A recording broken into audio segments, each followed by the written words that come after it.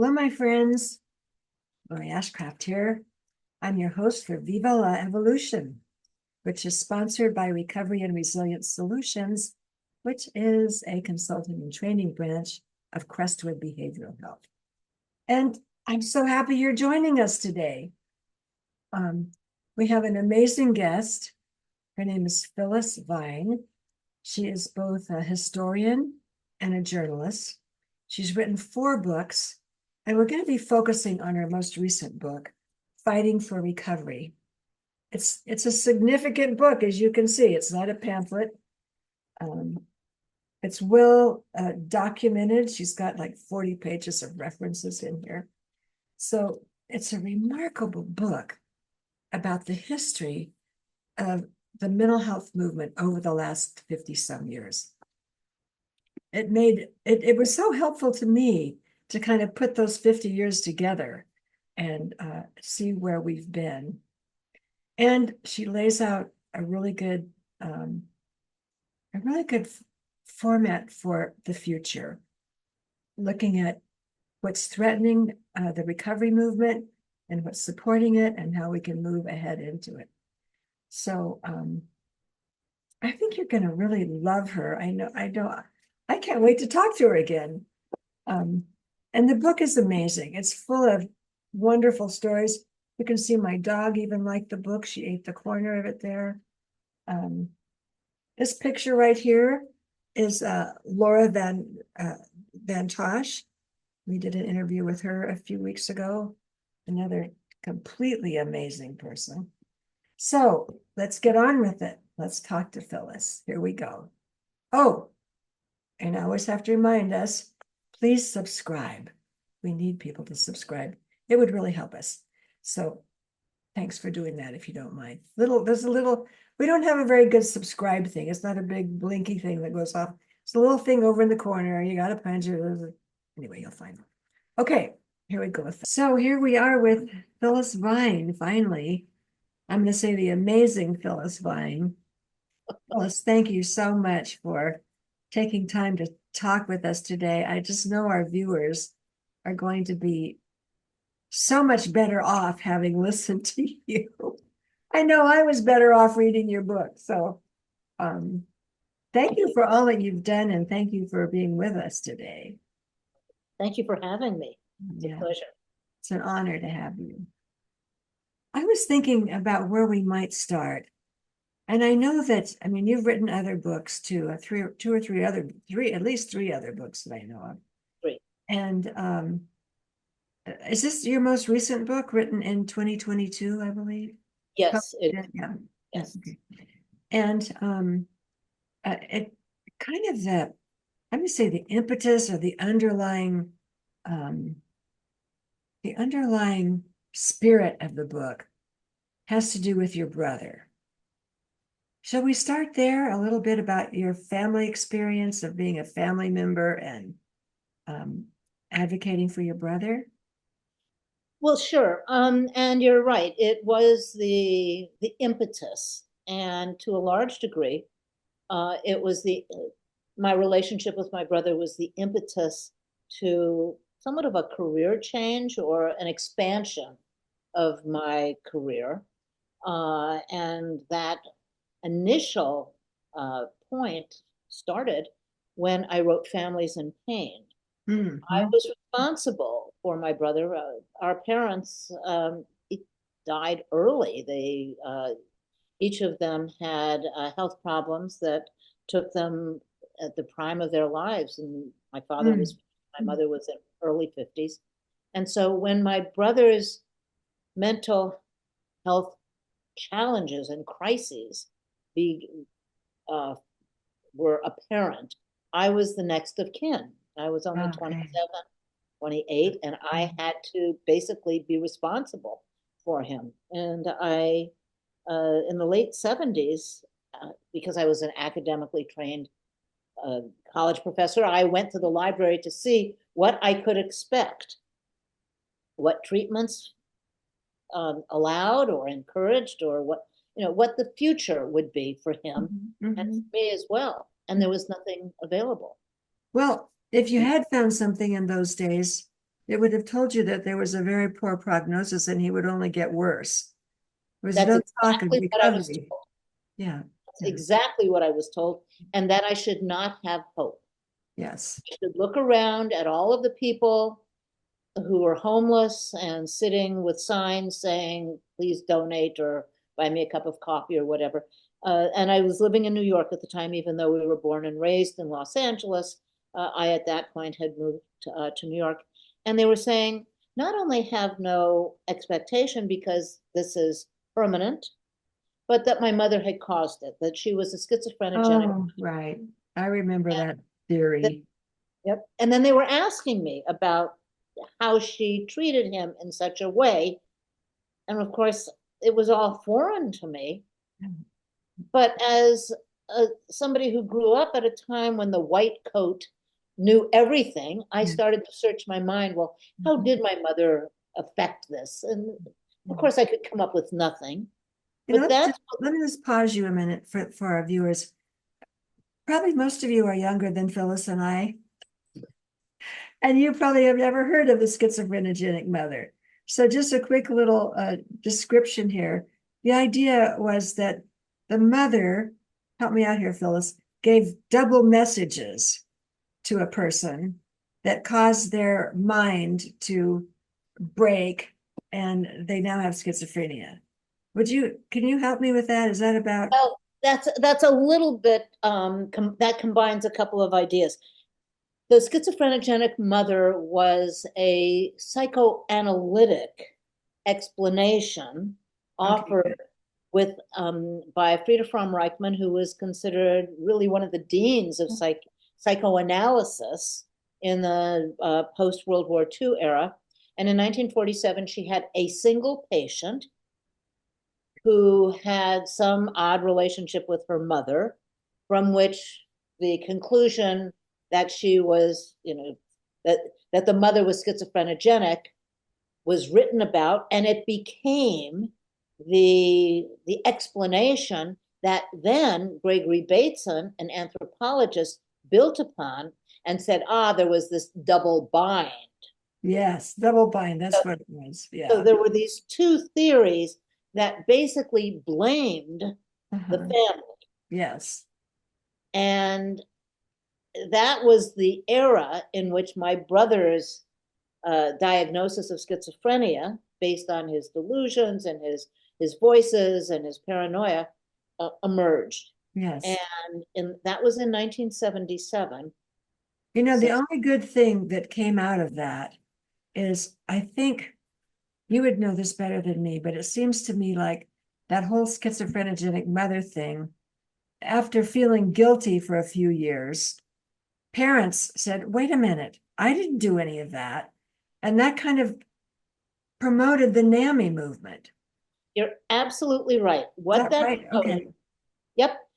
That's exactly what happened. Huh.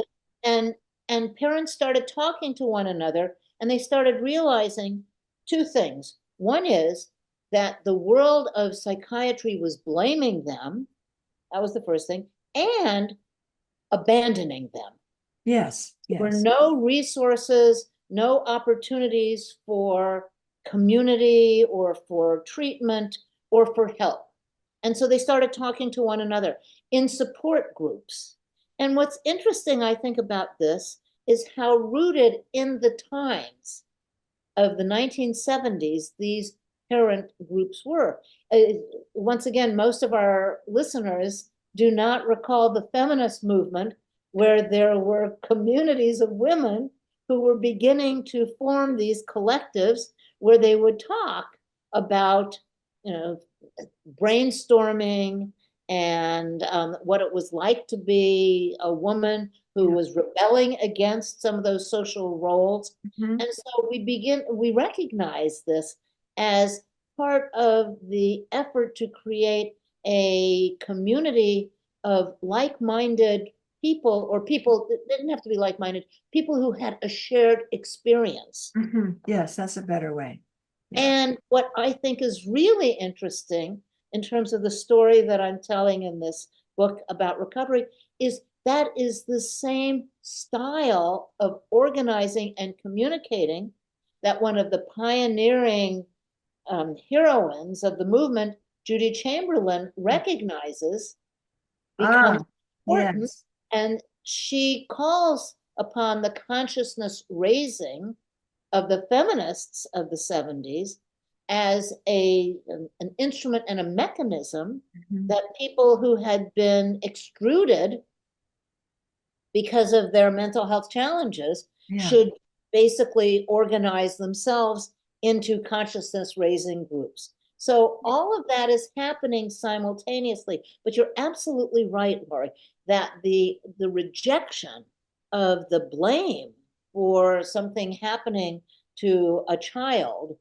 is what drove other parents and family members to say, wait a second, Yeah. we have to challenge this. And in the challenging, they created a fairly strong movement Oh, that gosh, yes. evolved.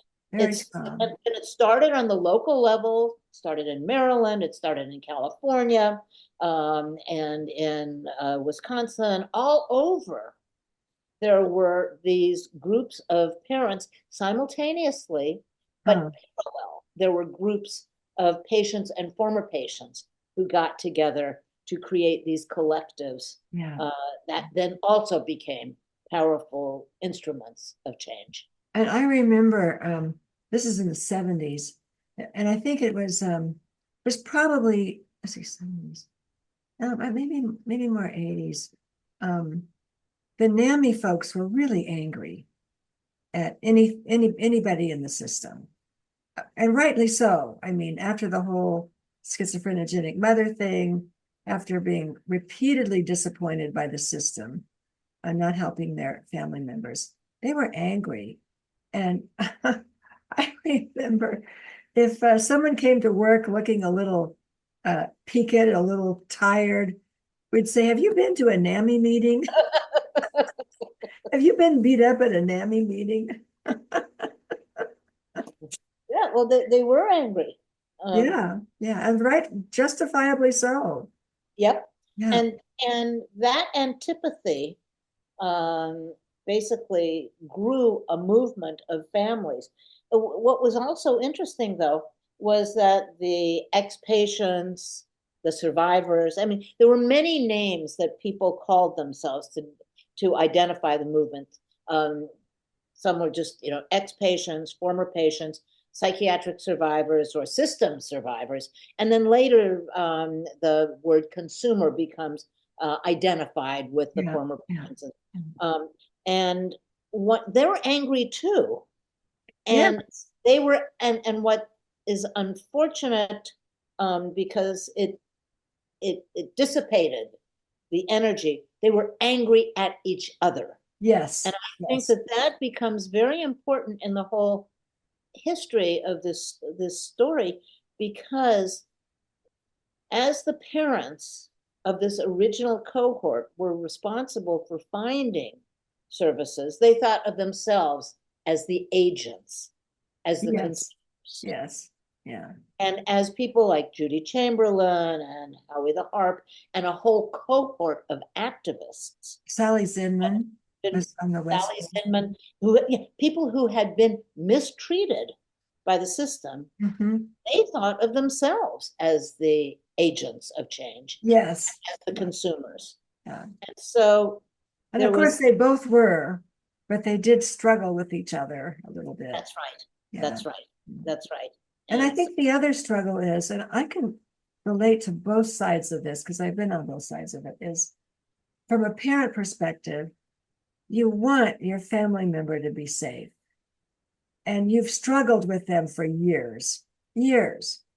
And so you tend to want them, many parents would tend to want them in a facility, involuntarily in the facility, and that finally they could breathe a sigh of relief. And on the other side, we have folks on the what was called the consumer folks. I don't think we use that much term anymore, but saying, "Wait a minute, we have our own voice. We want to be self-determining, and we don't want to be locked up."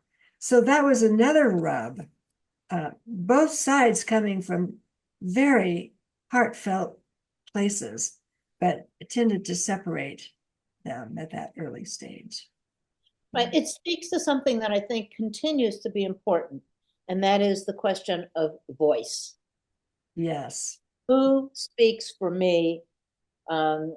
Is my voice the one that defines my needs? And we actually see that as the way it trickles into services today, because very often what becomes reimbursed within the larger public health sphere, what becomes reimbursed and considered a service is not determined by the person receiving the services. Oh, don't get me started with this. This is one of my total pet. I will go to my grave screaming about this. I mean, if it's not your plan, it's not going to work. And right, and that's where the politics of it becomes important, because the whole movement for self-directed care asks, what is it that you need to have a life of wellness and health? yes, And often that is not what has been officially determined as reimbursable. right. And it speaks to whose voice matters. Yes, yes. And I think that we need to always, come back to that central place where we are asking whose voice is driving Absolutely. what is needed here. So anyway, But the other side of voice is listening. And we need to start listening. I mean, often once we figure out that someone doesn't agree with us, at least me, if I figure out someone doesn't agree with me, I don't listen to them very well. I'm too busy concocting my argument about why I'm right and they're wrong. I can barely hear them over my own mental chatter. well, yeah. I think that's where the peer movement, I know we're jumping ahead in this story. Oh, we're jumping all over the place, but let's just be okay with that. So that's where the peer movement has been so important. Yes. Making sure that the voice of the person who is central is heard, is dominant, yes. is not overlooked, and is not basically subordinated to some professional canon. Yes. Yeah. This part of our conversation is bringing me to I want to tell you what your book has done for me is because your book kind of starts where a little bit after my career started, I'd say, but they're right together. So, when you're going through your life and you come up against one thing and then the other, and you win some, you lose some, you think you're right and nobody listens, on and on. And then you get 50 years of that and you go, what happened? Did anything happen? And what your book does is it shows that amazing history we've been through.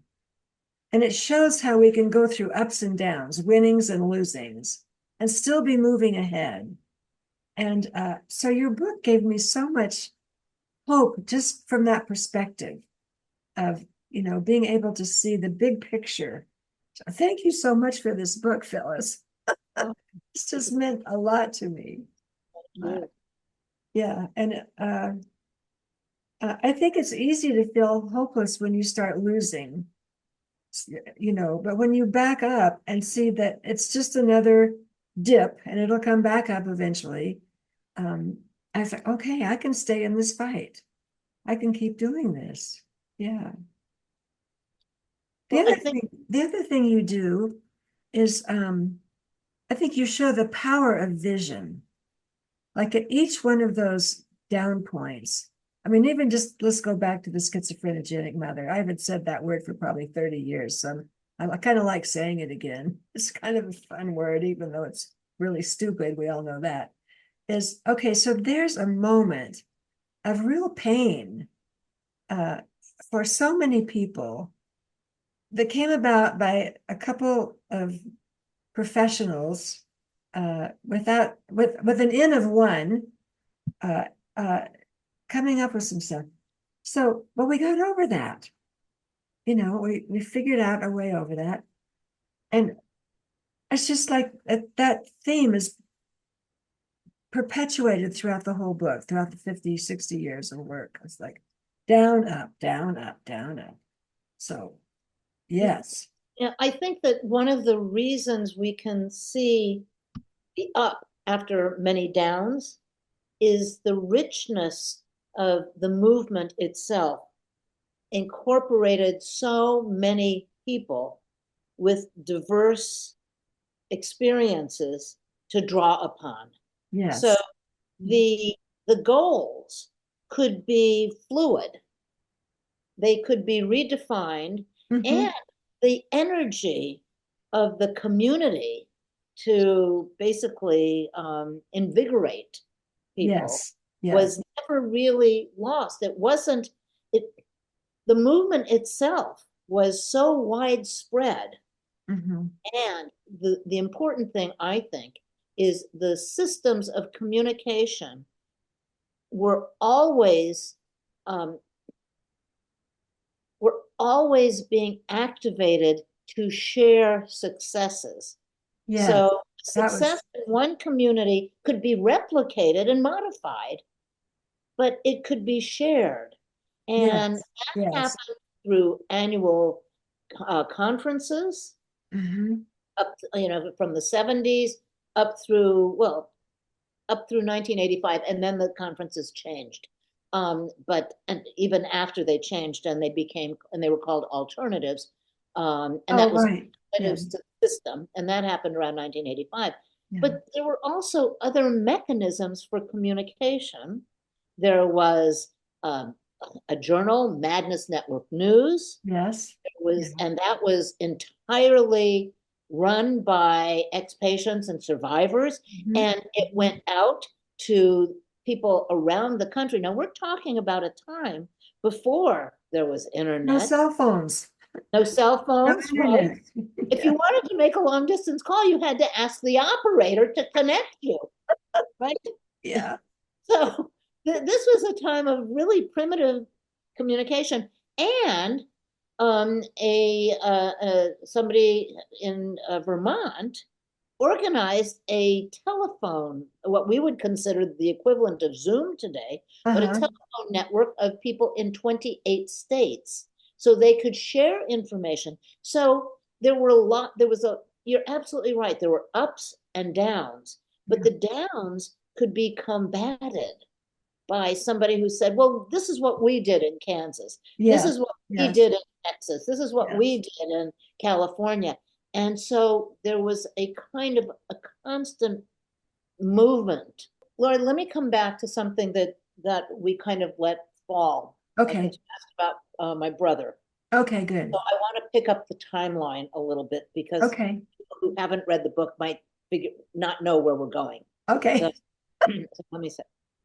So after Families in Pain was published, I realized there was a whole world of people like me as a family member, but more importantly, like my brother, who needed services. And I continued on teaching and writing as a historian. And eventually, when it came time for me to, no, that's bad. I continued teaching, and I left the academy, and I got more involved as a journalist in what was happening. And what I discovered as a journalist who was most interested in the field and in conferences that were being promoted and put on by consumers as well as psychiatrists, that as I would walk into the conferences, I would see a row of people protesting. And I would ask them, well, tell me your story. Yeah. And I would learn about the incipient and the emerging recovery movement that I knew nothing about. And what year was this? What? Well, this was in the 90s. This was Okay. Okay. because after I left the academy, I wrote a book and I did a few other things. And then I went to journalism school, Ah, and then I became, you know, a historian slash journalist. yeah. And as a journalist, I was interested in what was going on at that very moment. Yes. Yes. And I was interested in the people who were surrounding me in a way that I wasn't as a historian. Uh-huh. Okay. So I brought those two, parts of my past or my training together. Yeah. And I learned about a whole lot of people who had recovered, but this was odd to me because I was told you don't recover. Right. Right. And that opened eyes and ears and sensitivities about something that I knew nothing about. And then I actually had a website about, aggregating news about mental illness, which I let elapse at a certain point in time because I did not want to get into the whole social media Okay. system. Yeah. Yeah. That kept me aware of what was evolving. And so when I started to think about this recovery experience that people were describing and what was happening to my brother, Yes. it led me to want to know more. How did recovery become an issue? Yes. Why is it not something that I knew about when he first became diagnosed or he Yeah. was first ill? Yeah. So these are some of the background experiences that led me to want to write this book. Okay. Thank you for that. I am you probably know this about me by now, but I am entirely too comfortable being lost. So just occasionally I'll look out and go, oh, I remember where we're going here. I'm just having so much fun in the moment so thank you for getting us kind of back on track with that. So, the 90s, that's when I really started paying attention to recovery. And I had my own personal, still have some of them. With depression, anxiety, I had an eating disorder. The only thing that saved me was work because I could go to work, I could do that well, and then and it gave some structure. So it actually kept me out of the hospital, is what it did. But I remember in the early 90s, Leroy Spaniel, who was a key player at Boston University, for those of you who might not know Leroy, he had written a little book on recovery, a little workbook on it. And he said, I'll send it to you. So he sent it to me, and I started, what? Recovery? I mean, we didn't even have that word in mental health. It wasn't even a word. You heard it in 12-step meetings, but you didn't hear it in mental health. And I thought, wow, I can get over this. And I just remember it being such an aha moment that I could get over some of this stuff. And that began my journey of recovery. Instead of just living with a mental illness, I started recovering. And that gave me the passion to create opportunities for other people. And that, of course, right around then is when I met Bill Anthony, who was and still is one of my main mentors. And he just took it to a whole other level. And I remember him saying to me, Lori, he said, if you want to help someone to recover, here's what you do. You reach inside and you find that well part of them. And you hang on to that and you never let go of it. And that was like almost 30 years ago. But I still think that is the best description of how we approach the recovery process. Yeah. That's very powerful. Yeah. Very powerful. Well, I just want to come back to the timing of all of this because I think it's so important. And I think that we must pay a huge respect and congratulations and appreciation to Courtney Harding's work. Oh my gosh, yes. And what I think is interesting, it's fascinating to me, is if you look at when Courtney Harding was learning about the recovery, health seeking activities of people by just living in community in Vermont after they were discharged from the Vermont State Hospital. Mm-hmm. That was exactly at the same time that biological psychiatry was writing the DSM. Ah. And so there is this collision of ideology, collision of vision. And what becomes important, and so Courtney's work becomes well known. She begins to disseminate the findings in the 80s. And so they creep into conversation through the work of some, visionary psychiatrists. Yes, yes. John Strauss. Mm-hmm. Chris The community Beals. psychiatry guys. Community psychiatry people. Yeah. Who recognize the people who were attempting to break down the barriers between us and them. Yes, yes. Breaking them down by finding stepping stones out of hospitals. Yes. Yeah. And there was that whole group of people who were basically, one person at a time, but they were carrying the message. Mm-hmm. And so by the time you started the Recovery Education Center and the time that Bill Anthony became a sought, mentor by many, many, many people, the field was beginning to ask, well, what else is there that these findings? And so Courtney originally studied people in Vermont who, and I think it's a fascinating story, who were discharged in the 1950s, who were the least functional and least capable, and they were on what was then considered back wards. I was just going to use that term, the back ward. Yeah.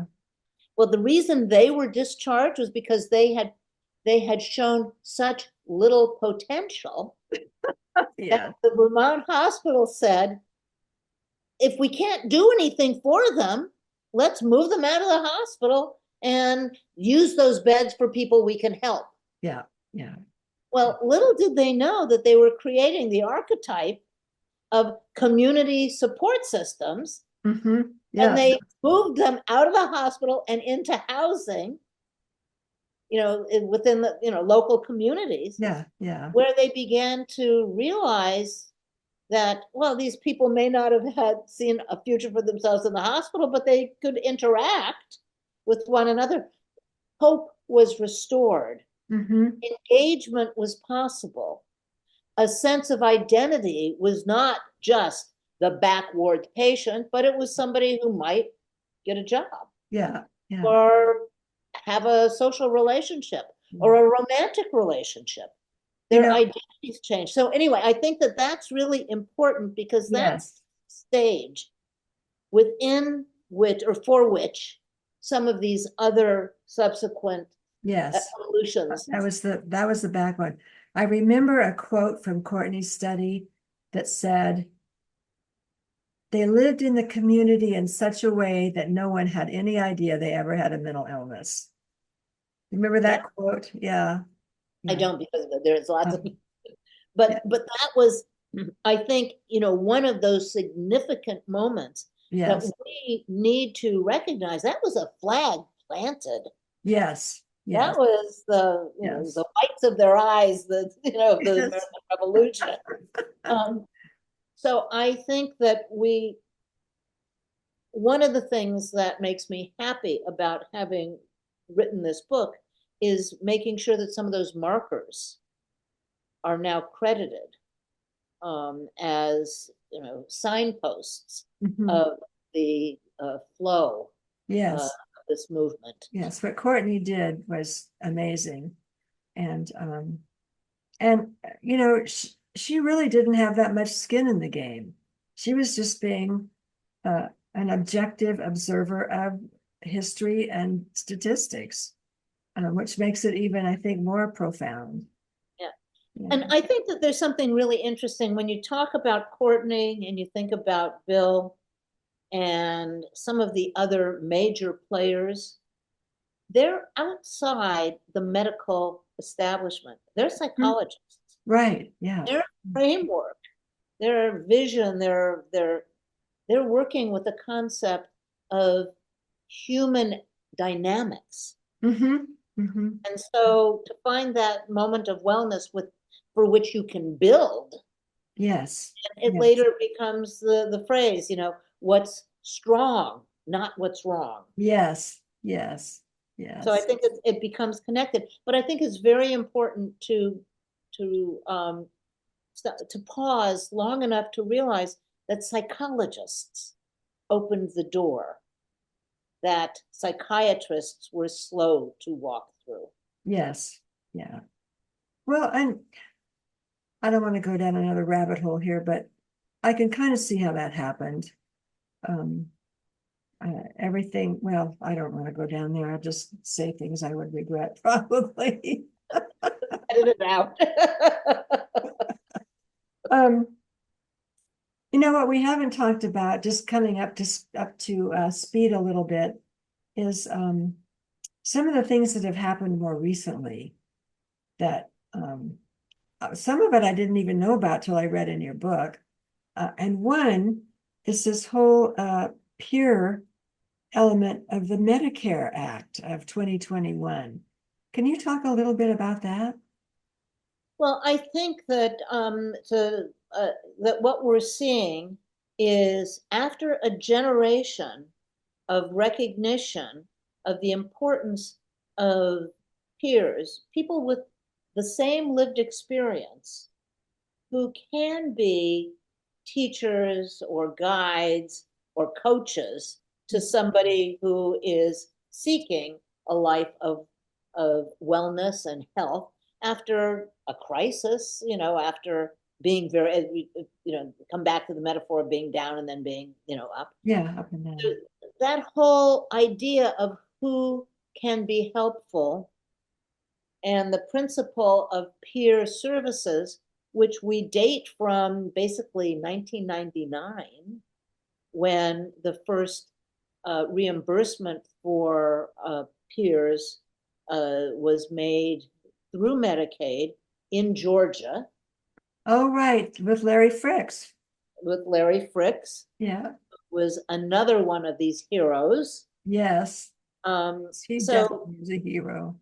yeah, so 20 years later, what we're seeing is a recognition of the importance of peers, Mhm. and that includes 20 years of training people how to be peers, Mhm. because you can't just say, oh, there's John Doe who's had similar experience, he'll help you. Well, that's not the case. No. People who help need to know certain things about how to help and how to pull back, and just what the parameters are.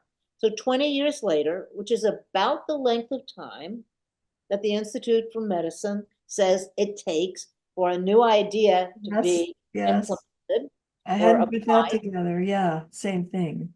Yeah, we see, and to a large degree, it's through the Biden administration, Mhm. an effort to provide the funding opportunities to make the this idea more effective. Mhm. And so the question of how peers, once again, people with a lived experience who may not have gone to college and come out with a professional degree that is recognizable by Medicare and Medicaid, but how people with a lived experience that they're drawing upon to share and provide resources for wellness, how they can be paid. Yes, And because so, there's this other dynamic that says, okay, let's hire peers because they're cheap labor, which is exactly, which is not why you hire peers. You're touching on it. We hire peers because they went to the school of hard knocks, and they know things that professionals don't ever learn. And they can bring that to bear against a variety of situations. And it's not less than a professional degree, it's just different.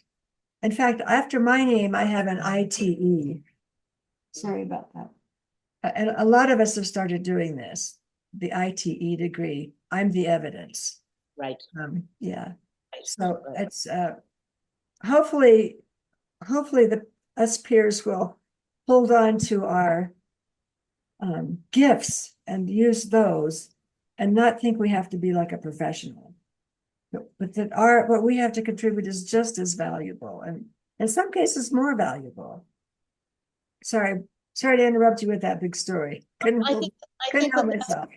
no, but I think that that's important because the value of it is the human relationship that basically is a driver and an affirmation Yes, that yes. is not necessarily found in the medical model, which uh, is more anonymous Mm-hmm, and mm-hmm. does not always search for what that wellness is that can be built upon. Right. Okay. Actually, the whole movement is such a compliment to the medical model. If they could just see that and not be threatened by it, because the medical model, just by virtue of its being medical, looks for what's wrong. I mean, the first thing you see on a individual planning sheet is what's the diagnosis? Tell me Yep. what's wrong with this person before we even get to know them. So if we can bring the peer movement, which it looks more like, well, what's right with this person together, what a great compliment that could be. Well, that's a significant reason why it's important to make sure that peers are treated respectfully within the Yes. system. But I also think that there is something that we have seen once again with the Biden administration, and that is an effort to make sure that those human qualities that are resonant in the peer movement are are available at every component part of the system of Yes. providing services. And the Biden administration supported does support the uh, inclusion of people who are peers with lived experience in crisis intervention teams. And Mm-hmm. that is Mm-hmm. a very, very major statement Huge, that huge. the crisis should not be met when there is a need for help. The helpers should not be the police who Right. arrive The ready security to guards. correct. But it Yeah. should be people who can speak to somebody in a crisis and help them understand there's a way out, that it does not require hospitalization, does not require, being Yeah. jailed, does not require a trip in the back seat of a police car, Handcuffed. handcuffed, in pain, Yeah. physical pain and emotional pain. And Oh, that, is something that is is essential, because if one can talk about what is it like in that moment of crisis when you want to be understood, when you want to be helped, when you want to be held, by somebody who understands, yes, yes. and then can help somebody get to the appropriate place, perhaps a respite, Mm-hmm. Mm-hmm. perhaps one of the non-medical emergency Mm-hmm. sites. Yeah. There are a range of options. And so the peer movement that that the Biden administration has been supporting, has the opportunity to grow and and enable people who otherwise would have been marginalized to a, a system that we all know has failed. And Yes. that is the existing mental health system Mm-hmm. that has been driven by poor choices lack of respect, marginalization, extrusion. Yes, yes. And so, A lack of funding on top of it. yes. And so funding now appears through some of the existing government resources Yeah. is a way of of challenging and creating opportunities. Well, something I didn't know till I read your book is that in this bill, I think maybe I should call it, I don't know if it's a bill or an act, but it calls for paying peers a living wage, which has been such a bugaboo around the country. So Yep. I was very impressed with that. Yep. Yep. Well, this is something that is going to be important as we see the peer support movement expand Mhm. and basically take a significant role in many of the punctuation points of the recovery journey, making sure they Can can. you speak a little bit to what you think the threats are to the peer movement, to The the whole threats? recovery peer movement? Yeah, I think that one of the threats is the appropriation of peers by a medical model. So a principle of peers and providing services is that it's human. Doesn't provide, it does not, I mean, it can be sitting with somebody for many hours when there's no conversation. Mm-hmm. Mm-hmm. Well, the standard billing Yes. does not provide for listening or just being with somebody Yeah. while they emerge Yeah.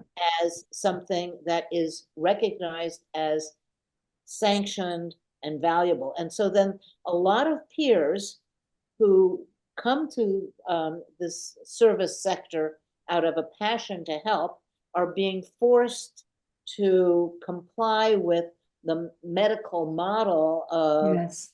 citing, interventions, reimbursable Problem-oriented records. records, yes, all of which is the antithesis of that human connection that people in stress and crisis sometimes want. Yes. And so I think that that in itself is one of the challenges.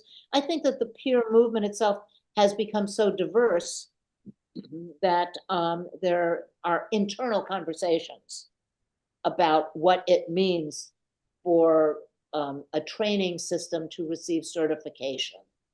What is being Oh, certified? yes. Yes. So there are many, many, components of providing services that differ by state, they differ by county. They And differ by a lot of things. Some of them are 20 hours, some of them are 80 hours. Um, yeah, I've worried about that for a long time. yeah. So, Yeah. I mean, I think these are the kinds of things that Mhm. reveal that this movement, which has taken a foothold and does have traction, is Mhm. also still evolving.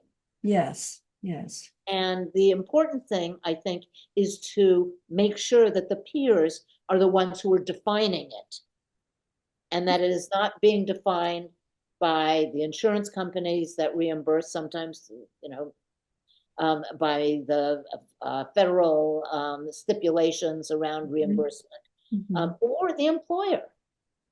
Yeah, there's that. So I think that these are all issues that peers themselves are grappling with. On top of which, there has been you know, the need to fund outcome studies showing the effect of peer services Mhm. is very important in a world that is sensitive to outcome results Mhm. as Mhm. a reason for support and justification. Yes. So that whole field is now actually being populated by peers who have the degrees and the knowledge and the experience to do the research. Mhm. And so that is a really exciting Yes. of the future. I think And Judi Campbell's doing a lot of that work. And Nev Jones yeah, okay, yeah. in God. I, so you know, I know the outcomes are going to be good. We just need to get them. yep. And just the various programs, the whole idea of respite, which resonates with peers, is very different than the medical model of an emergency room. Yes, yes. So what we're seeing here is cultural differences, and the question then becomes how those peer-driven models uh, retain a fidelity Yes, yeah. when maybe some of the resources to underwrite them uh, Mhm. need to be educated about the value. Yes, And yes. maybe they don't see the value immediately. You know, they're still seen as outside and renegade, and Mhm. rather than Yeah, as yeah. providing the resources and the understanding. So, you know, it's a journey. It is a journey. And I think what you're saying is there are threats without, like external threats, and there's threats within. Like, can we as peers continue to listen to each other? Uh, continue, can we not replicate the relationships we see in other parts of the system? Um, can we hold on to our own truth? Can we not be bought off or integrated to the extent that we lose our salt? So it's internal and external threats. Yep. Yeah, yeah. You know, I just want to. We probably better end here a little bit soon. It's such a pleasure talking to you, though, I have to say. Oh, you too. I could go. I think we ought to do two or three or more of these just to get it all out. But if you're in, well, the other thing I want to say to the listeners is this is not just a nice lady who wrote a book about her opinions. There are 40 pages of references and notes at the end of this book. So it's well validated, documented. It's the truth. This book is the truth. And it ends with a quote. I think this is you saying this, Phyllis. What we do well, what we do will not just be a test, but a legacy. Can you say a little bit about that? Well, it's often said that the system is in shambles. Mm-hmm. That's true. And it needs to be repaired, improved, rebuilt, whatever. Mm-hmm. And there are various efforts to do that. And our conversation about peers is one of the efforts that is internally driven Yeah. to do that. How how we guarantee that people are not returned to asylums or to situations of incarceration, whether those are long-term hospitals or prisons and jails, Mm-hmm. where the predominant number of people there in jails are struggling with a mental illness. Mm-hmm. And that has, in many respects, replaced hospitals. Mm-hmm. How we come out of this is key. How we create alternatives to systems that have been oppressive and not recovery oriented is a test of who we are today, but it's also what we leave for our children and our grandchildren. Yes, yes. That's what Everybody, I mean by legacy.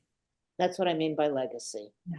It's what we can look back and say, we fixed that, we helped that, we Mm-hmm. created something new. And right Yes. now, we are in a position of having a tremendous wealth of resources of people who are trying to change Mm-hmm.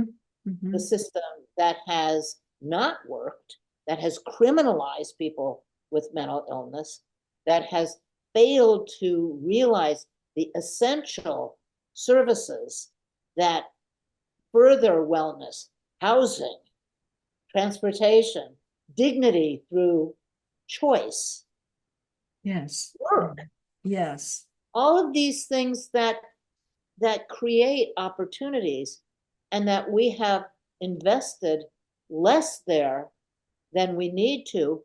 But how we resolve those is what we leave to the next generation. Yes. Yeah. I love that. I love that. I've thought a lot about that, and I've thought, I know a lot of stuff. How can I give that to people who are where I was 15 or 10 years ago? And it's tricky because a lot of people don't want to know what they're discovering it for themselves. So I think that the challenge is, how do we pass our information on in a way that supports where they are and doesn't just talk about where we were? I grapple with that a lot. Yeah. Well, I think that that's really key. I mean, and that's really an educator's dilemma. Yes, that is, isn't it? Yeah, Yes. I love that. Yeah. So, Well, Phyllis, thank you so much. It's just been a delight to listen to you and talk with you. Uh, thank you. Thank you. Thank so nice to spend time with you. So you. You thank you. too. You too. And I look forward to the next time we're together. Okay, me too. Okay. Thanks Take very care, my much. friend. Okay. Okay. Bye-bye. Okay, there you have it. Certainly not a disappointment, huh? An amazing woman with so much pertinent information for where we've been, where we are now, and where we're going. So thanks again, Phyllis. Thank you for listening. Look forward to seeing you again next time. Take care. Have a good week. Love you very much. See you soon.